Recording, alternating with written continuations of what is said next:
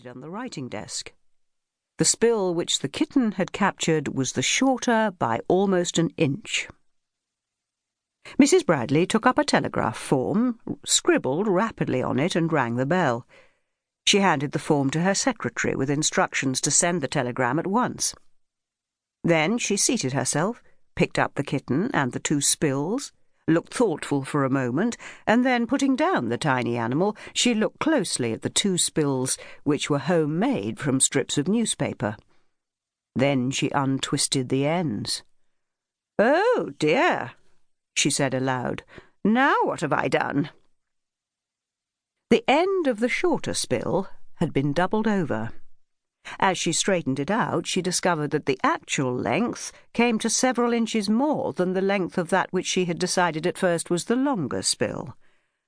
"It ought to have been Sweden after all," she thought, with some amusement, crumpling the spills and throwing them into the basket.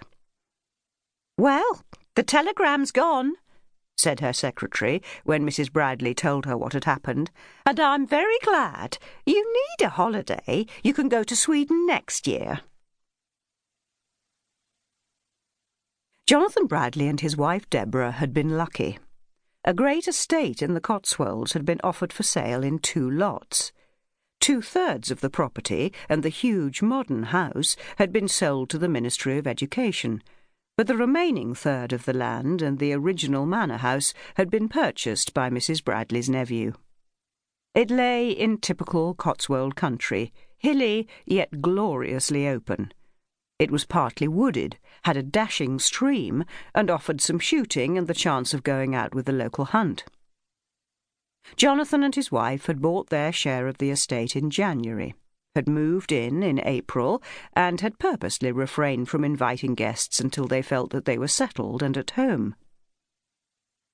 The month was now December, and Mrs. Bradley arrived 2 days before Christmas Eve.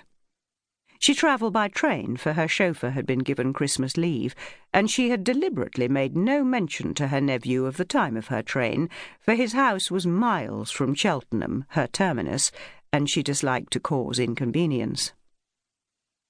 Jonathan Bradley, however, was at the station to meet her.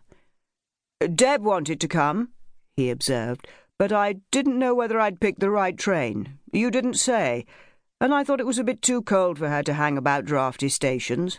I wish I'd brought her now." He took Mrs. Bradley out to his car and saw her luggage put on. A few minutes later the car was slipping like a homing cat across the Oxford-Gloucester turning, past a 15th-century barn, past a country bus shelter, and so along the Cirencester Road. Great slopes brooded dreamily upon their lost summer treasure of wheat, clover, and barley. Little by-roads sloped quietly up or down to Cobberley, Elkston, Brimpsfield, and Compton Abdale. After half an hour's driving, some deep woods, a lodge with its drive, a full stream at the bottom of steep banks, a straggle of black pine trees, a desolate farm, a narrower road, a sandy turning, and the entrance to a long and uphill lane, brought the car onto Jonathan's land. The car crept onward up the steep, uneven lane. Mrs. Bradley, seated beside her tall and black-haired nephew, looked out of the window with interest. To her left ran another small wood.